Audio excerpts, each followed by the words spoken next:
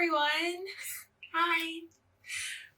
Welcome back to my channel. Welcome to my studio and welcome to episode 17 of Alex Likes to Knit. Woo! I'm so happy that you're here. My name is Alex. I am an artist and a knitting enthusiast in San Antonio, Texas. And today I have another episode where I'll share a lot of knitting and also a little bit of sewing. I have 3 knitting finished objects, 2 sewing finished objects, and only 2 knitting works in progress. And that is all that I'm going to go through today. So let's get started. First, I want to talk about what I'm wearing, which is my first finished object. And I took some footage of myself kind of posing with this on so that you can get a good look at what this looks like on my body.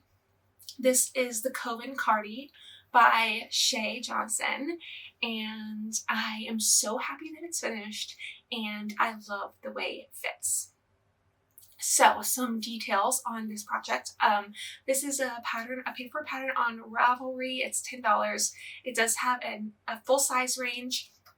And it's just a basic top-down raglan cardigan. I was looking for something really pretty basic that was a worsted weight stockinette cardigan. So I came across this one and I was really happy to see that it's size inclusive and it seemed like a good, well-written pattern, and it is.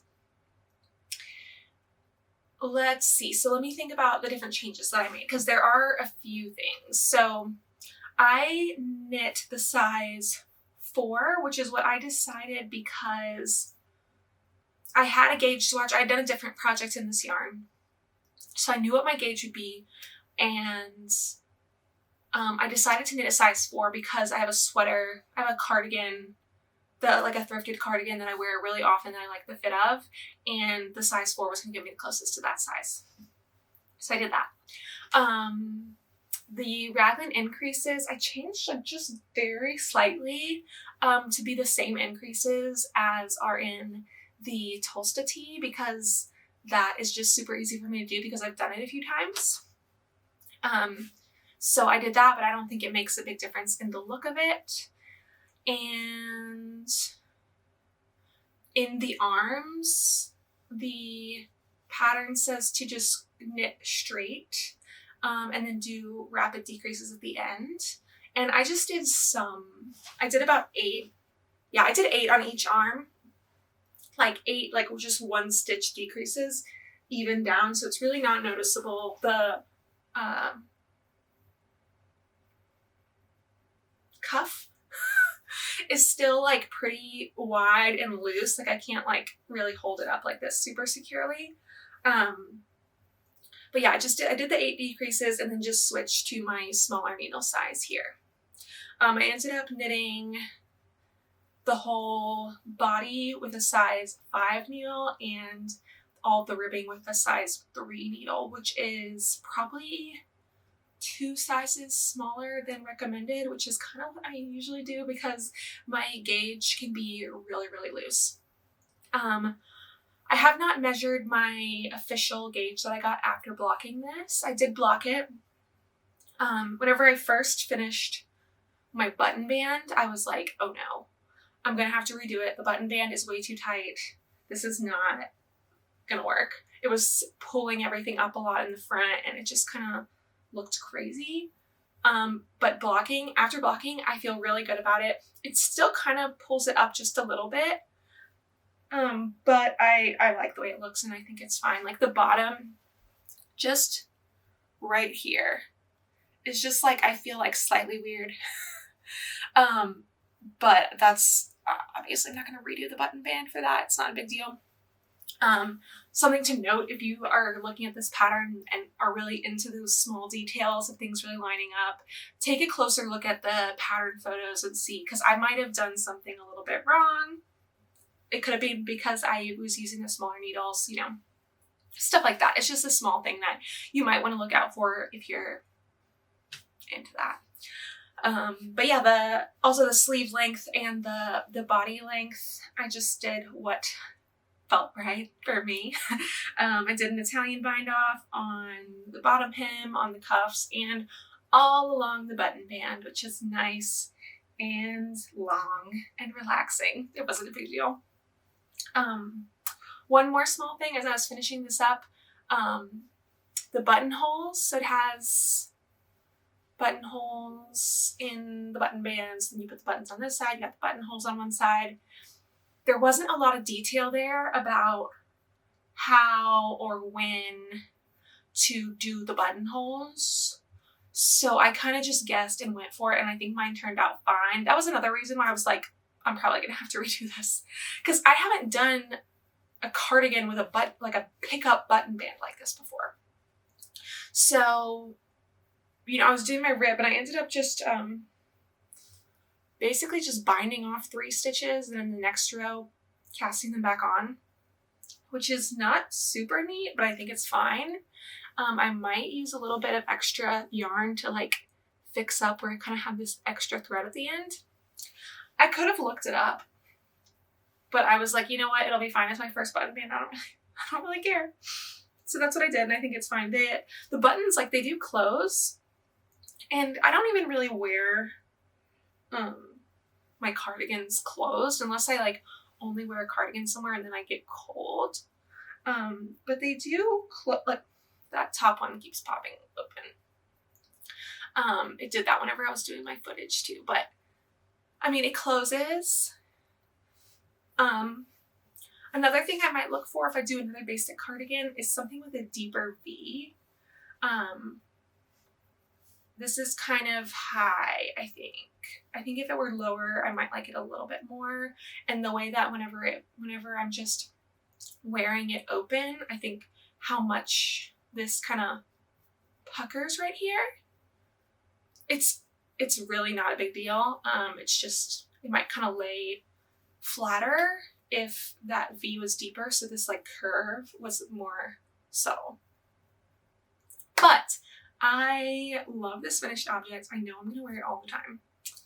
The only issue with that is that it is getting hot here. Like I said, I live in San Antonio, Texas. We had some 90-degree days this week. It's April 11th.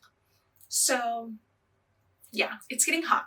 There will definitely be some moments in the next few weeks where I can wear this like in the morning, and I'm gonna do that, and then I'll put it away until the fall, and that's okay. I'm still really proud of it, but now I'm working on summer knits, which also makes me very happy.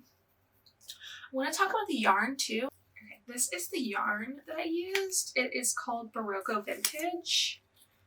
This is a worsted weight yarn, and it is 52% acrylic, 40% wool, and 8% nylon.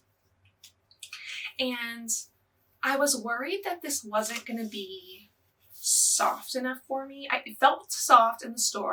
I knew having something like with the acrylic and nylon in it would be really easy care, like easy to wear and wash and stuff. And I definitely didn't want like a non-superwash cardigan. I want this to be like an everyday, like I can wear all the time and wash it like multiple times during the season. So I went with this one and I liked the way it felt. But then as I was knitting it up, I was like, this is seeming like a little bit on the scratchy side. I have a non-superwash sweater that I made with, I made it with Knit Picks Wool the Andes, and it's definitely like on the rustic, woolly, like scratchier side, to where I prefer to wear it with something like fully, like with sleeves under it. It's like that would be annoying if I feel like I need to wear sleeves under this. But after blocking it, it definitely softened up and I feel totally fine with it on my arms. And I don't really see myself wanting to wear this with like something low cut, because this is kind of like low. So I'm not really worried about like my chest or my back or anything. But yeah, so it's really soft, it's really comfortable, and I'm really glad that I went with the easier care and more affordable yarn, because it also made it less of a like stressful project to get into. I bought 5 skeins of this and they were $10 at my local yarn store. So $50 is plenty for me to be spending on a sweater. And the idea of making like something with that hand-dyed yarn or something and spending like $100, $150, $200 on a sweater is like, that sounds stressful to me. Like that sounds like I would be really upset if it didn't come out right. Like I would be really hard on myself if I wasn't doing it perfectly or something like that, you know? I love hand-dyed yarn, especially for like smaller projects, for really special like hats, socks, and things like that. I think having this be commercial yarn is just really perfect for my lifestyle and my wardrobe. So I think that's all that I have to say about this cardigan. Yeah, it's the Coven Cardi. You can go buy it on Ravelry. It really doesn't have a lot of projects on Ravelry, which is surprising to me because of how like the photos are really nice, like the pattern is really nice and everything. So I don't always make Ravelry project pages. I tried to do that last year.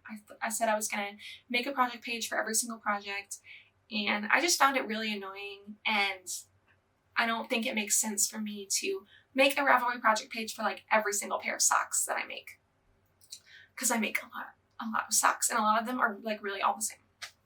So I think for something like this, I will make a Ravelry project page, because then people looking at the pattern will see my example tag to it and like see that I used commercial yarn, like stuff like that. I think that will be helpful for people in a way that like me logging every single sock that I knit isn't. So I'm going to spend some time probably today, because it's really fresh in my mind, because I wanted to go through everything while filming, putting the details, modifications that I made, the measurements, my measurements and everything into a Ravelry project page for this piece. So if I have that done by the time I post this video, I will link it below. And if not, I will just have the link to the designer's like pattern page to where you can see it and buy it. Yeah, okay, let's move on. I do have 2 other finished objects, and they are both socks. Last episode, I had 3 works in progress, this cardigan and 2 pairs of socks, and I finished them. Finished my socks. So let me talk about these and then these. It's just my basic shorty sock formula, which I've talked about many times, but the gist of it is it has some elastic inside of the cuff. It's tucked into a folded cuff, some fold over elastic, so it's soft. It still has a good bit of give. It's easy to get over your foot. It's not too tight on my ankle, and it's just really comfortable for me. And then I do an extra deep heel flap and gusset, so just extra repeats on the slip stitches so that I have room in the instep, because something that I need for my foot is more room around the instep and the heel. But then whenever I was doing that for shorty socks, there was no way they were going to stay up. So needing that extra room in the heel and then having the elastic is like the perfect fit for me.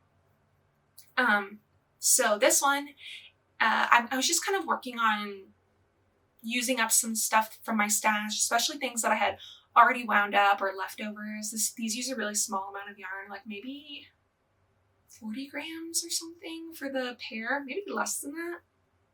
So I was using up some leftovers, and this is one, this self-striping is one that I had wound and didn't even end up using. It's just a full skein that was wound. This is Knit Picks Feliccini, and the colorway is called Bowling Alley.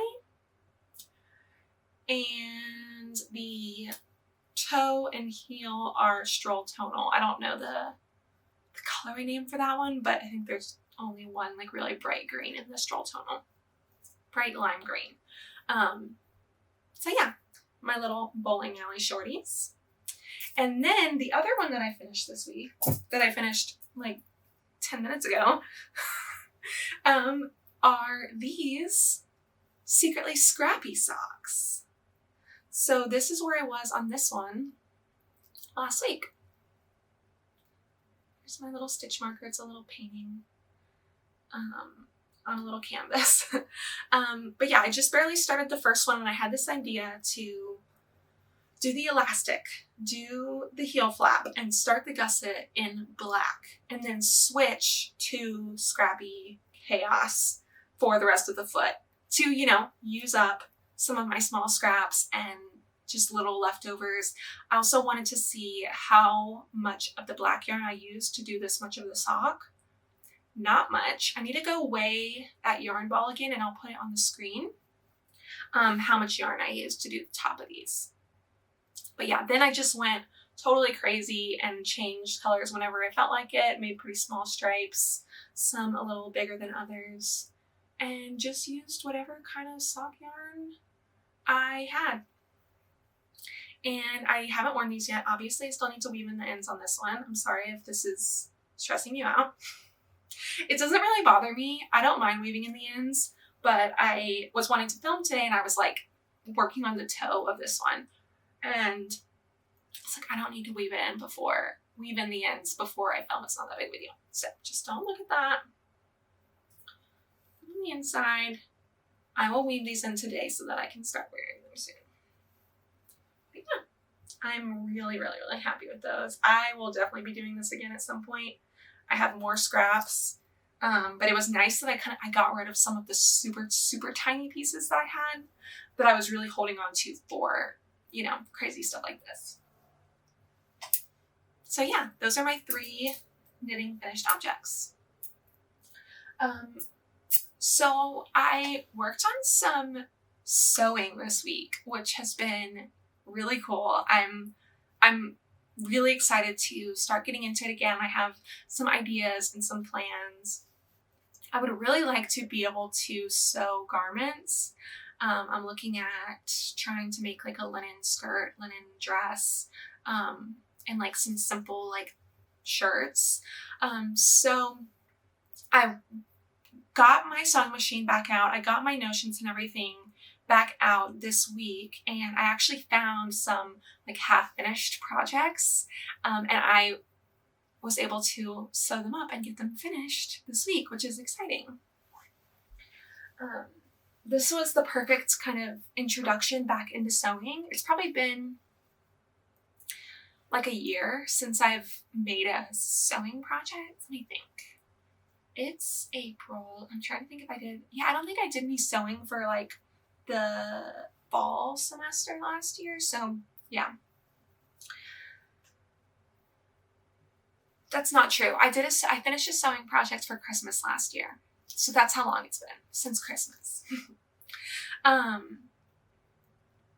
Anyway, so I made these little pouch bags. Look how cute this is. So cute. I had the pattern. I had cut out the pieces, picked out the coordinating zipper. Like I had everything cut and ready in my like sewing notions box. So whenever I pulled it out, I was like, that's perfect. I also made this one. This one has a project I'll talk about in a minute inside of there. I'm using this little project bag. But how perfect are these? I'm so proud of them.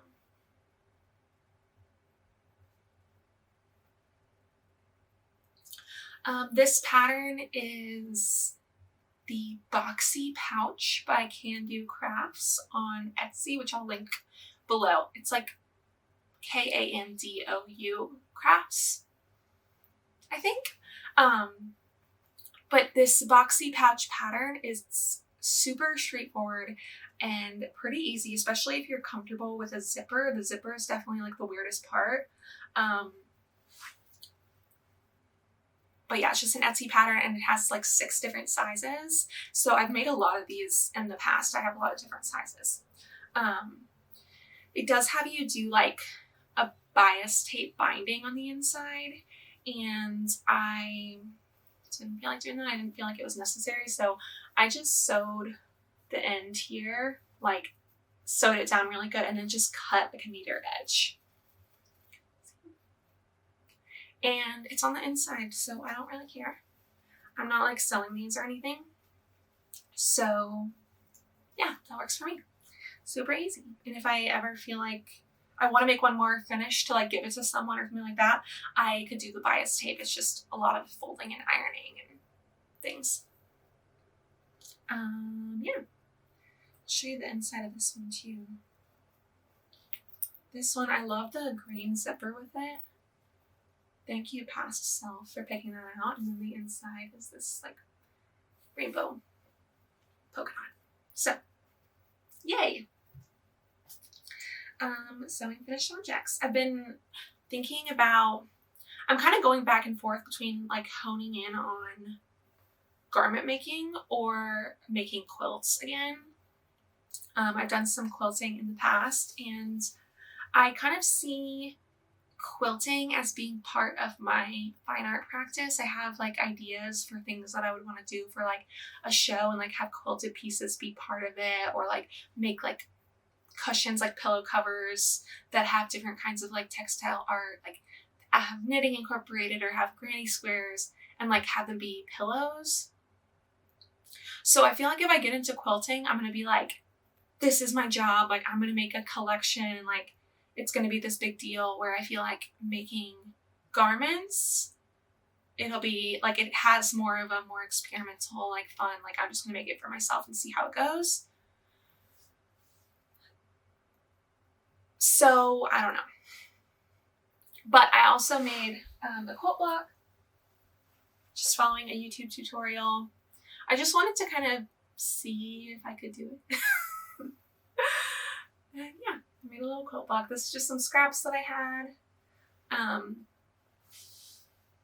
I like the idea of making a quilt for, you know, my house or my bed, and going to the fabric store and picking out new fabric in the right amounts to follow a pattern, and like just cut all the pieces and follow the directions. Like I am kind of craving that with my sewing. So I don't know. I really like this. I could see myself making a quilt of all this kind of blocks, but I would just go pick out fabric instead of doing a scrappy one. I also don't have a crazy amount of quilt scraps. But yeah, I would love to do like solid colors, or do like one print and the rest like solids, and make it like kind of more subtle. That would make me really happy. So if I start a quilt project, it might be a Sawtooth star thing. And I'll put the link below for the tutorial that I used to make this. It's from Arndt. And I like it. Just thought I'd show that too because it's fun. Okay, I'm getting warm. It's like 70 something outside. It's probably about 70 in here. So that was nice wearing my cardigan while I could, but it's warm now. What else? Okay, that's all the finished objects, kind of, basically. So finished objects done. And now let's talk works in progress. So let me see what I have. Okay, only two. Let me do this one first that was in this bag that I just showed. This is actually my only sock work in progress right now because I just finished those scrappy ones. So I'll probably cast on another one tonight or tomorrow. But this is actually a patterned sock that I'm really, really enjoying. Look at this. How cool is that?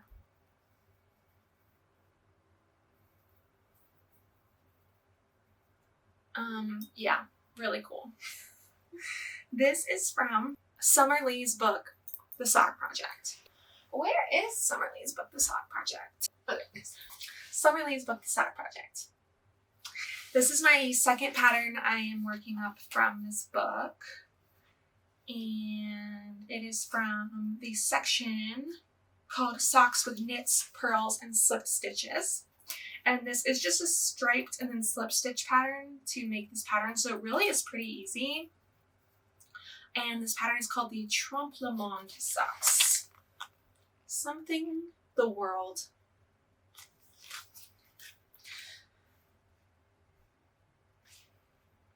And I love them. I'm making these for my mom to give to her for Mother's Day.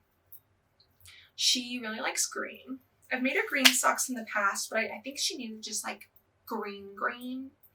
I don't know, all the socks I've made her have been green. But I had these two colors.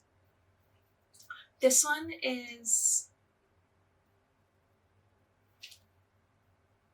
Barocco Vintage Sock. Yeah, I think so. This one's Barocco Vintage Sock. This dark green. It's like a heathered, dark mossy green. And this one is, I talked about this last time. It's from Coast to Coast Fiber Co. And it is a tweedy superwash BFL. This is 100% superwash BFL. I think I said that wrong in the last one. I can't remember. Yeah, so I was like, these will be fun to stripe together and do the slip stitches and have a really fun texture. And yeah, it's not like super slow or anything because it is just knits and slip stitches. So I have to look at what I'm doing, and I do have 2 yarns attached, but it's not anything crazy.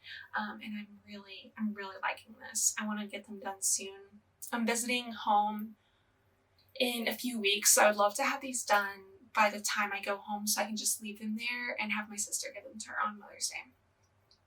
Something like that. So the Clamplight socks, I'm calling them my Mother's Day socks because they're for Mother's Day. And yeah, they're really cool.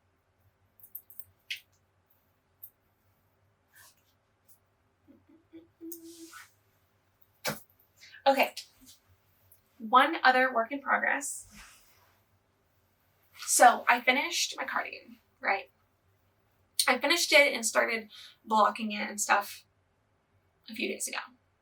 Earlier in the week, like 5 days ago or something like that. So I started a new project, and it is a Tolsta tee. Yay! It's so pretty. So I talked last time about my failed Tolsta tee where I didn't have enough yarn. I was using fingering weight held double. And I decided what I would do is use that same yarn and buy another yarn to hold with it. So that's what I did. Let me show you. This is the original yarn that I have. So this is for Ogden, so it's wound up kind of crazy. But this is from Florida Stitched, who is a dyer in Baton Rouge, Louisiana. And this is a 100% cotton fingering weight yarn. And I was at Joann, and someone was standing in front of the thread that I wanted to look at. So I was like, better go look at yarn. And I found this color in Kandou. So this is a bamboo. Oh, it's 51% cotton, 49% rayon from bamboo. So I was like, you know, I really like this color. And I think that fiber will like work well with the cotton and just give it more drape and everything. I just want to make sure that my sleeves are longer and like the body is longer than it was last time, because the sleeves kind of sticking out funny. I think part of it was because it was all cotton, but part of it is that it was just too short. So yeah, I'm holding these together. They're definitely not a match, but I think that they're blending really nicely for a low contrast marl. This is a fingering weight, and then this is like a sport to DK. It says 3 light, like number 3 thickness. So this is kind of heavier than a DK weight held together, but not really. Like, it doesn't feel like too tight or too dense. The Tolsta tee is knit at a really like loose gauge for a DK weight, so it makes sense that it's like still working fine. I knitted a swatch. I think I went down 2 needle sizes, and then I was on gauge. So I got started. One thing that I have been wanting to do with this pattern is make the neckline come a little bit closer to my neck. A lot of people's come out more of a boat neck. The first one that I made was very boat necky. I think that I was just using the recommended needle size, so my gauge was like crazy, and I wanted to do eyelets, so then my gauge went even more crazy, and the yarn that I was using was super soft and slippery. Craziness. It was so big, and the neckline was like so big.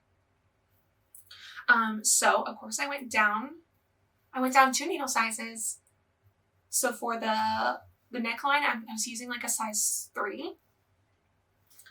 And I started the directions for the first size. So like first size extra small.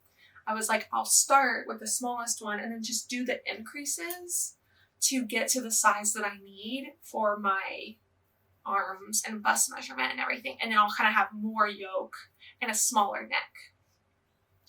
And I think that worked pretty well. This actually it's not a big boat neck. It's like, it's not as tight as like this t-shirt, of course, but it's not too big. And I have not put any elastic or anything in here. And if I want to, whenever I am done with this, I could put a little bit of elastic. I just don't have any.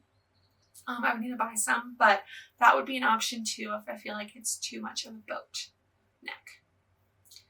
But yeah, I did the whole yoke, and now I'm working on the body. I just started the body this morning and just have like a few rows of body done, and I have my sleeves on hold. So I'm really happy with this. I think it'll be a pretty quick project because now it is just stockinette in the round, and then I'll do some ribbing on the ends, you know. But I'm really happy with my yarn that I picked out. This Kobu was really affordable. It was like $6 a ball, and I got 2, and they're 100 grams. So really affordable. If I do run out and need another one, I can go get another one, but I kind of think that I'll have enough. Yeah, so then I only spent like $12 on the rest of the yarn, which made me feel really good. That's what I wanted. It's like I already invested a lot of money in this piece because I bought hand-dyed yarn to start with, and I was just wanted to just get something to wrap it up. I'm trying not to like add to my stash too much, that kind of thing, and I just felt good about not spending as much and just getting what I needed from Joanne. So, yay! I will have more progress on this next week. If I get really wild, I might even be done with this next time I film, because I have been usually doing 2 weeks in between episodes. This round, I decided I would just do 1 week because I finished my cardigan. I started this. I have my socks. A lot has happened this past week, so it made sense to go ahead and film. So we'll see what I get into and what I do, but it might just be another week because this might move really quickly. I have socks I want to cast on, and I might just have more to share next week. Yeah. That's all my knitting. That's all my knitting, my sewing adventures, and